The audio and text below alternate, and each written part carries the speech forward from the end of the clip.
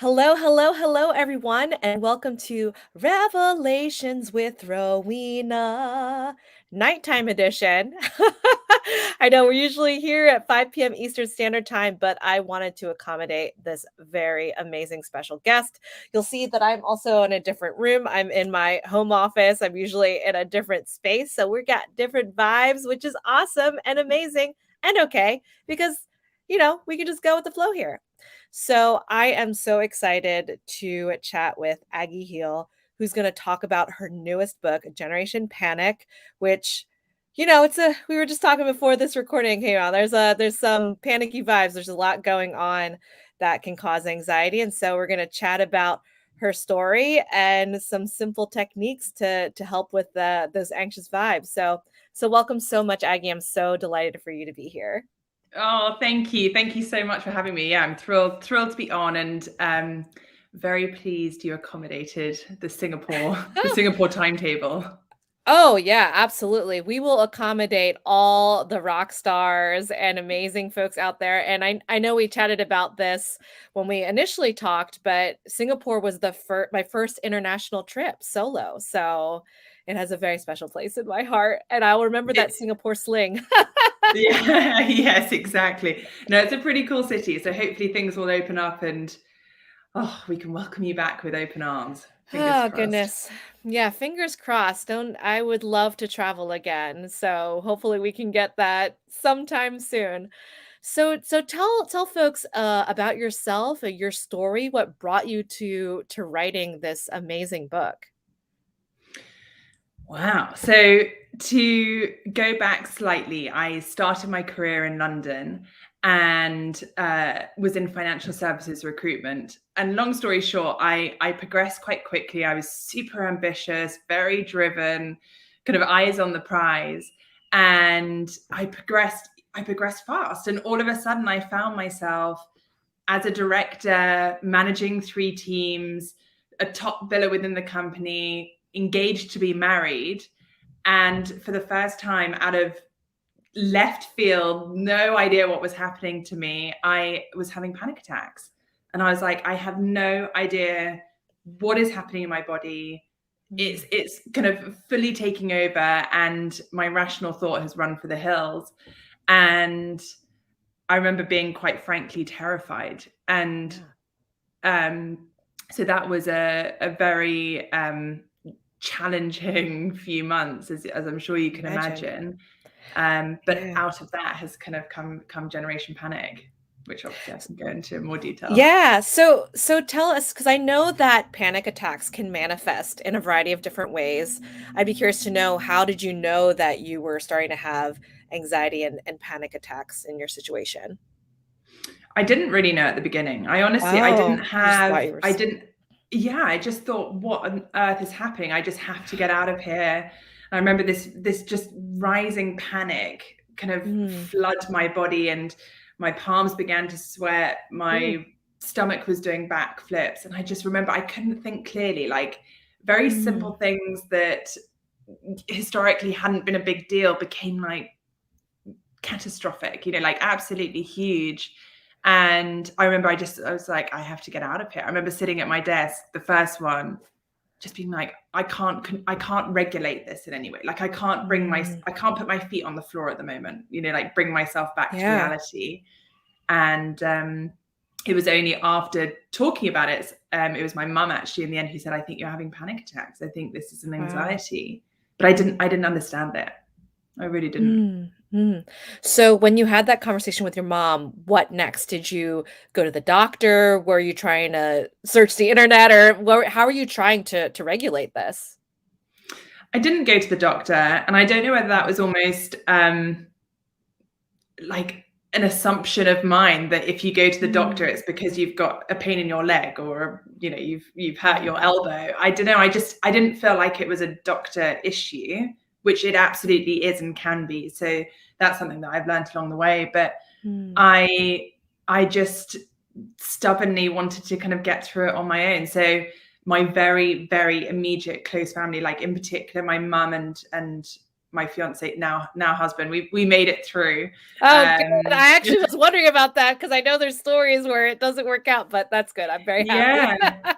No, and I remember saying to him, like, if I wasn't marrying you, I honestly don't think I could do it. Like, I was just so overwhelmed, and everything felt so huge. And yeah, anyway, we made it through. That's something we can like look back on now. But I remember my mum sitting down with me, and we started, which is actually one of the chapters in the book, about cue cards and writing things when you feel very kind of calm and you've got your rational thoughts in line, writing down things so that when you're in the panic, you can actually remind yourself of like, it's going to be okay. Remember to breathe. Take, what can you see? Like slowing things down. And she helped me with that initially, but yeah, I went on to research, I mean, a whole host of things. And actually through that research, I was like, I would get books which would be 350 pages on like one topic or one technique. And if it didn't resonate, I was like, oh, I now feel kind of flat, or I haven't got it, or I haven't understood, it didn't feel very good. And so Generation Panic is 47 different chapters with, like, in my opinion, everything you could possibly need to combat anxiety. So the reader gets to decide what's going to work best for them. It's not, Rowena and I saying, oh, you must read, about meditation. That's going to be the only thing that's going to make you feel good. Because I had that. I had a lot of people being like, try Headspace. And I was like, I can't, I'm like crawling off the ceiling. I can't even sit still long enough to like find my breath. Right. Yeah. So I love how you saw this need, right? That there are books out there that have a depth in terms of one particular technique, but you were looking for something that had the breadth of different techniques, resources, and it wasn't out there. So you decided, well, I'm going to create it. Walk us through that. So was it through all of that research that you came up with the 47 different chapters? How long did that take to collect all of these different techniques? I mean, a couple of years. So I've since gone on and trained. I'm now an executive and leadership coach. So I also have that angle as well of like actual tools, like real things that make a difference and have been scientifically proven. Also with having the experience of feeling incredibly anxious. And so I think that, again, I would sometimes read like, papers from amazing kind of people who were technically experts, but they were just kind of in their glass tower and probably didn't know how I really felt or like what I was facing. But yeah, I essentially wrote the book for myself and wrote it over a couple of years, and just kept on like honing it and tweaking it and adding new cool stuff that I came across or things that I would try. And that's the kind of beauty of it. It's like a huge variety of things, because also it might change for us as well. Like what you need today, Rowena, might be very different from what you need 2 weeks from now in a professional setting rather than like a personal one or whatever it is. So yeah, the reader gets to decide. Yeah, it reminds me of like choose your own adventure books, but choose your own adventure to help with your anxiety. Yeah, exactly. Like turn to page 47, you've gone down the rabbit hole. Yeah. But I think that's beautiful. I love what you said, that it can change from day to day, situation to situation, context by context, right? In a professional setting, doing, sitting in the middle of the floor doing some deep breaths and ohms, that might not necessarily work in the workplace, but there may be another technique that goes along with it. And I just a beautiful story of it taking years. I think that is a wonderful reminder that these projects can take some time and that we don't need to rush it, and that you really were intentional with these chapters and with building this book. I just love that, because I know, myself included, I have ideas in terms of writing and books, and it can be very difficult when you're just trying to get the pieces together, but that's that's comforting for me personally as an aspiring author myself. Yeah, well, hold on. And it is a process, and a lot gets in the way. Like, I really struggle with procrastination and Mm, wanting to get it so perfect. Like, even before I sent it yeah. out to literary agents, I was like over and over and over it again. And you've got to develop a thick skin. Not everyone's gonna. I applied to a number of different literary agents and got rejected from over 40 of them, and just found this amazing publisher in the end. But you've just got to keep chugging. Like, I believe so much in this book. Like, I believe that it really works, and well, I'm proof of it. I haven't had a panic attack since that time.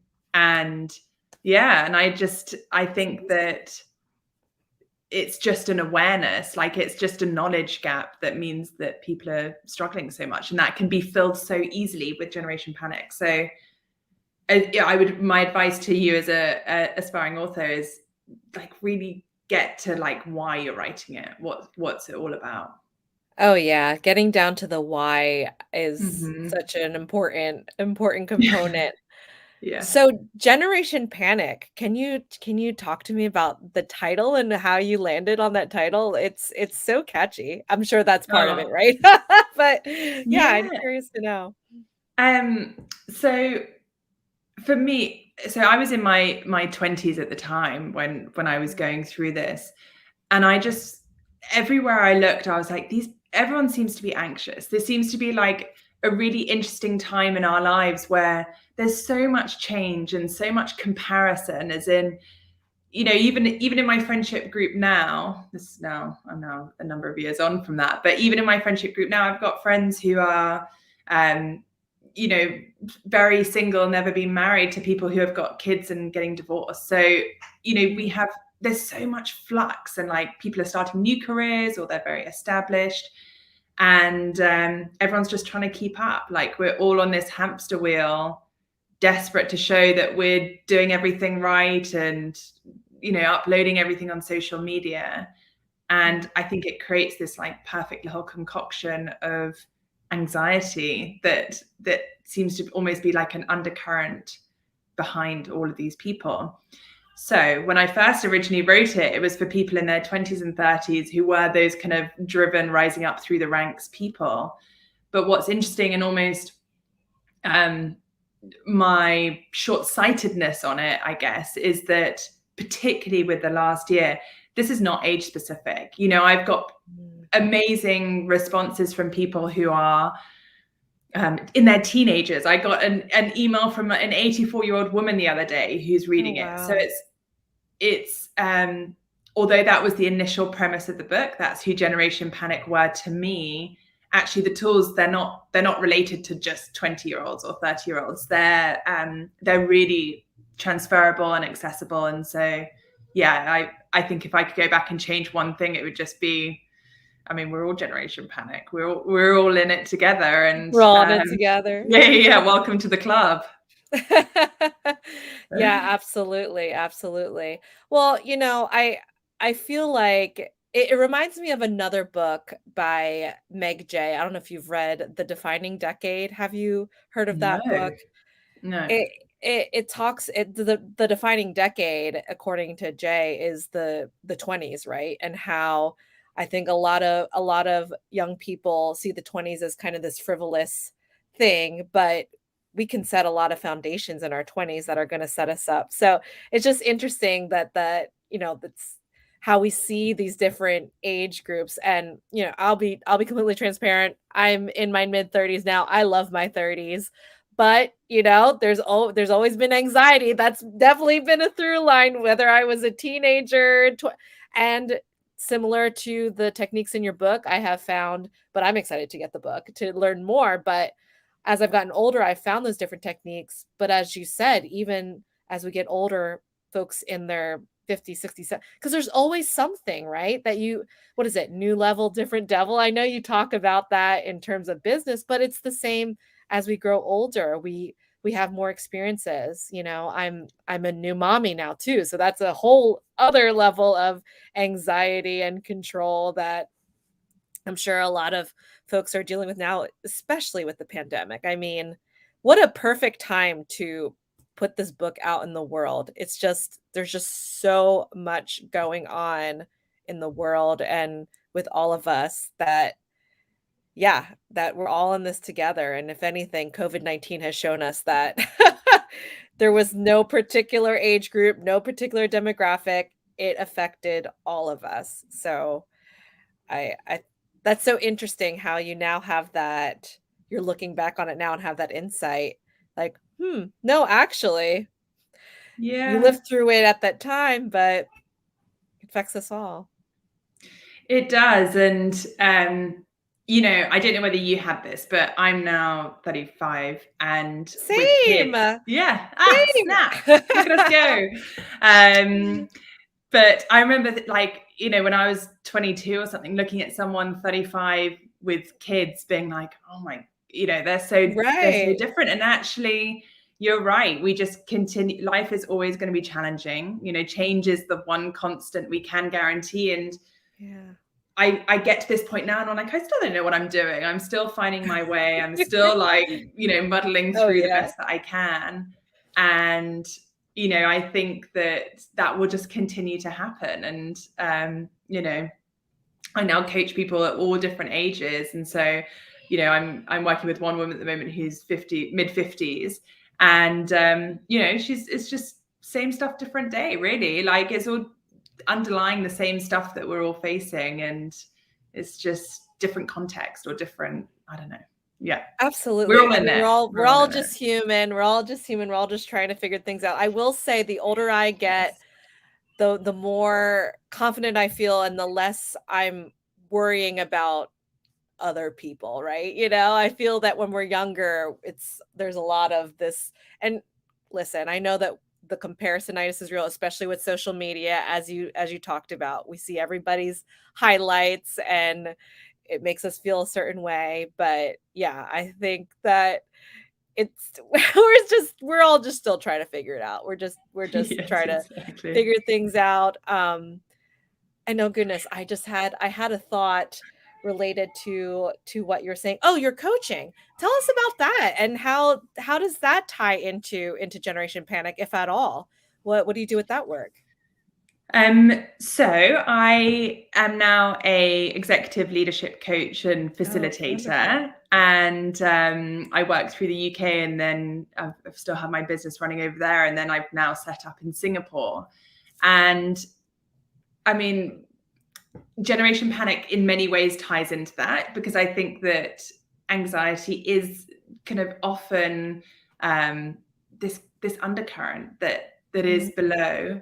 Um, but essentially, the type of work that I do is really focused on mindset and making sure that people mm, are feeling on the front foot, they're confident, they're resilient, so that as and when they get knocked off center for whatever reason, because that will happen. You might have a challenging meeting, or something goes wrong, or I don't know, some sort of yeah. challenge, is that you even know where center is, you know where to get back to. Mm.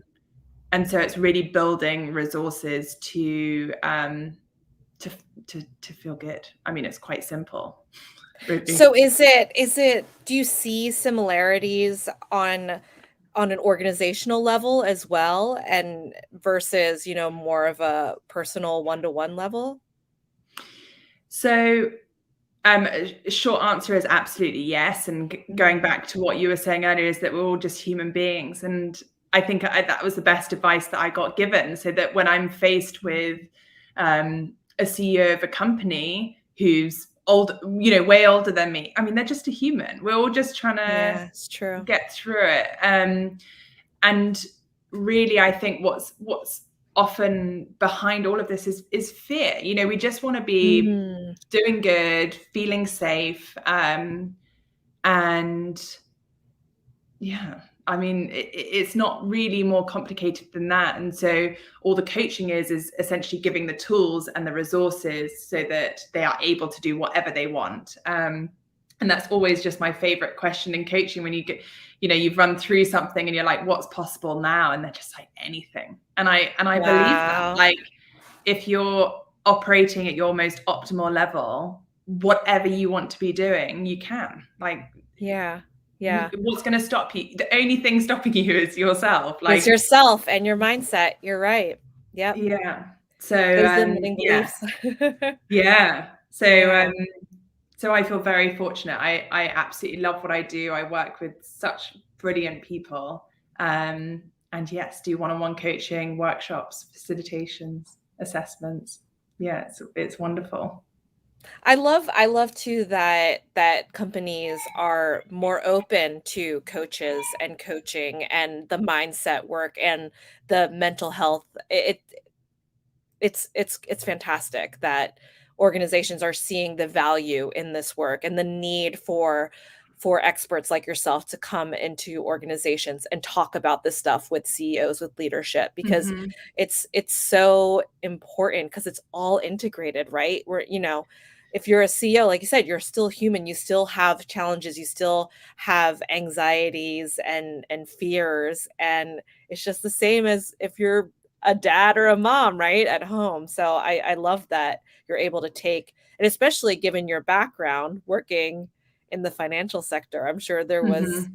that was an environment that I don't know how open to all of that it was way back when, but yeah, it's cool to see.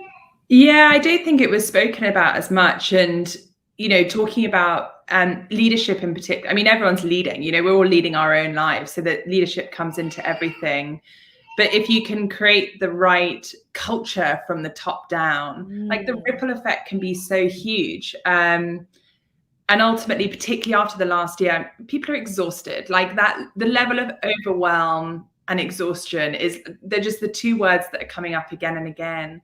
And that's where generation panic can come in, giving people the ability to get back on track. Ultimately, from a business perspective, it retains their talent. It makes sure that they keep the right people true. on and they're happy, rather than just like burnt out and completely spent and looking for something else because they're not being looked after.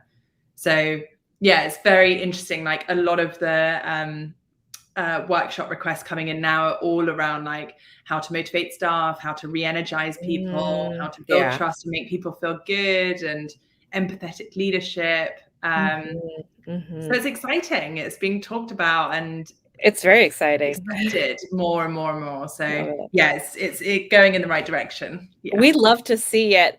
Okay, you mentioned, right, we're all tired, we're all overwhelmed, we're all zoomed out, right? We all are just trying to adjust to this new normal. What are some techniques in Generation Panic that you would give to folks that are, and I know that there's 47, but you mentioned the cue cards, which I love. I think that's a great technique. Can you tease us with maybe one or two more that folks can use and take away Sure. from today? The first thing that jumped into my mind was boundaries, Oh, yeah. because Yeah. actually, if you're just saying yes to everything, and I fall into this trap as well, I'm a total sucker for wanting to say yes and like Yeah. please everybody else, and just like, of course I'll do it. And actually, the more we can learn to say no and protect ourselves, really put ourselves as number one, um, the better that is. So even knowing what you want your boundaries to be, and that's going to be different for you and or I don't know, Mm, Joe blogs of what's important, what I don't know, what decisions are running that, their values, their prioritization, and what's going on in their lives. But it's interesting. I think that if you're really like, even for myself, when I look back on that time, I think where I'd gone horribly wrong is that I'd stopped putting myself first, and mm, not in a selfish way, just, well, in some respects a selfish way, but more just protecting oneself. Like I love the analogy of, on an airplane, the oxygen masks drop, and yes. you've got to put on your first before you help the kid next to you, or the person on your left. Mhm.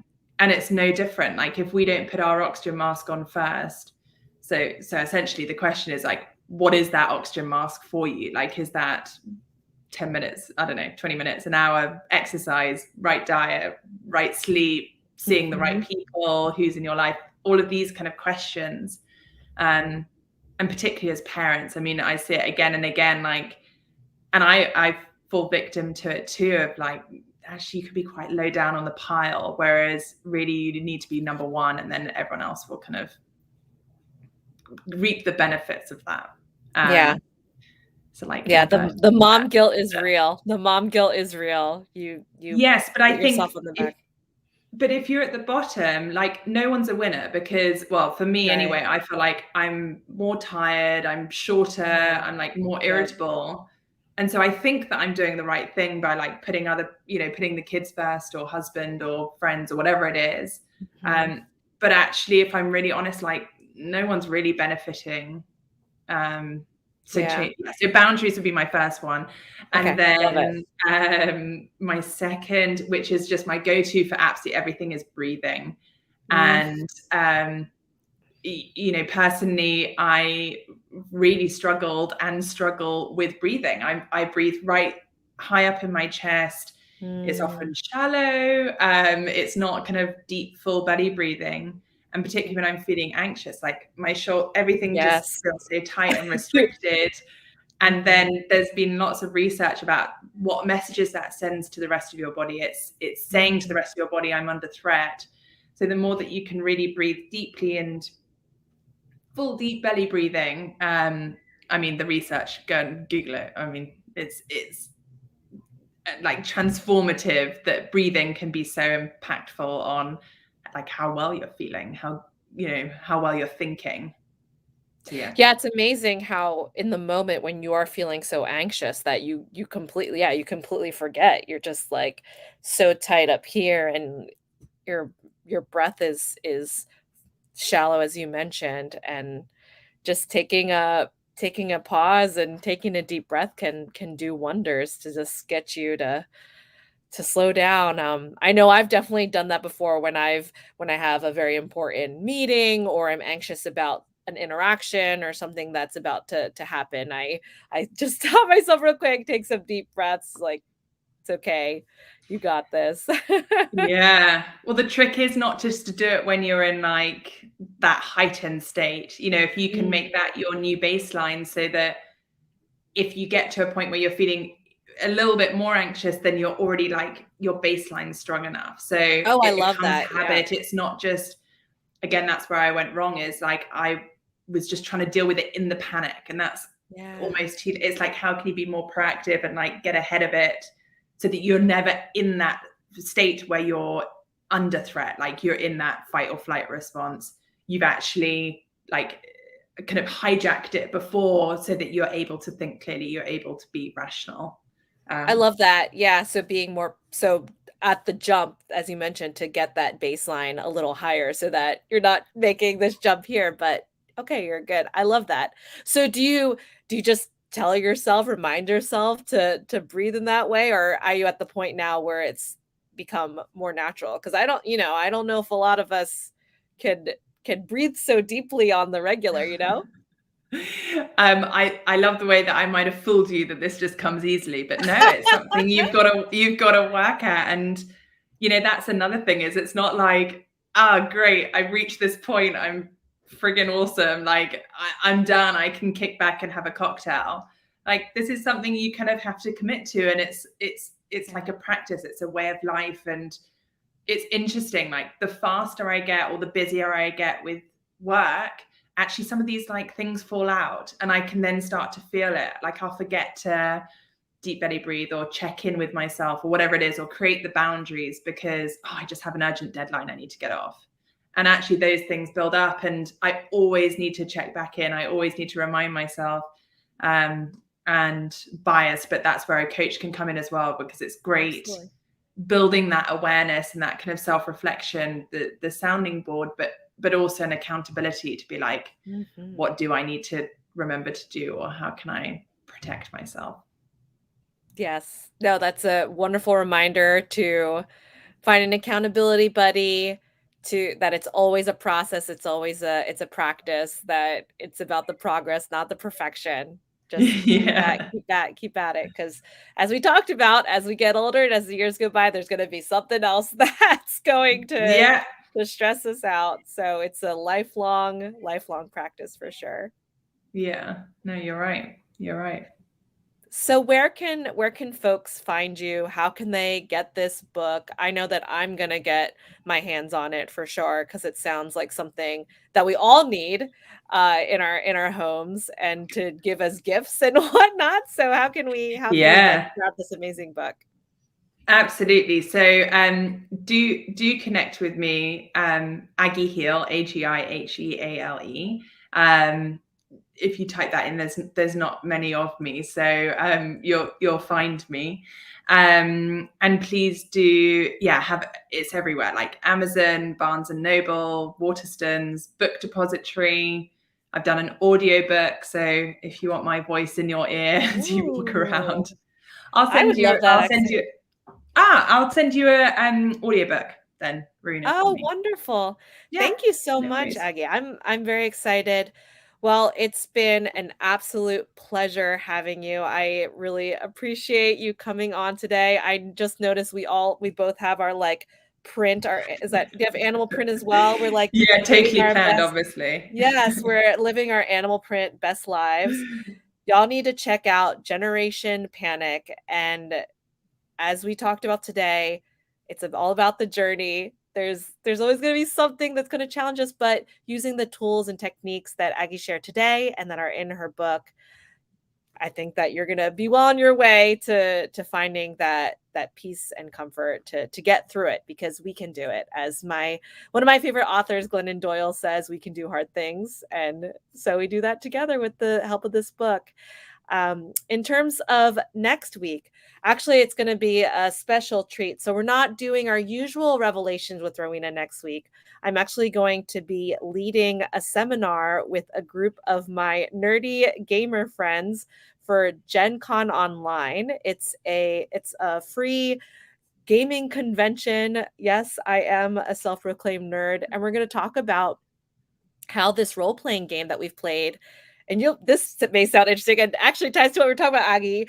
It's this game where we play high schoolers and we go through this dystopian world. But what has been so interesting is it brought us so close together because we are reflecting on our own experiences as young people, as teenagers, as high schoolers, and the choices we made and the and how it's been cathartic for us and really bonding. So just the power of gaming and games and how we were able to use this experience to become closer in our journeys and reflecting on our lives. So if you want to learn more about that, check out the links and that I will share in my bio and whatnot. But outside of that, stay well, take care of each other, take care of yourselves, prioritize yourself as Aggie said, and yeah, hopefully we'll turn this generation panic into generation powerful prosperity, peace. Yeah, Yes. absolutely. Thank you so much. Thank you so much, everyone. Take care and see you next time. Bye.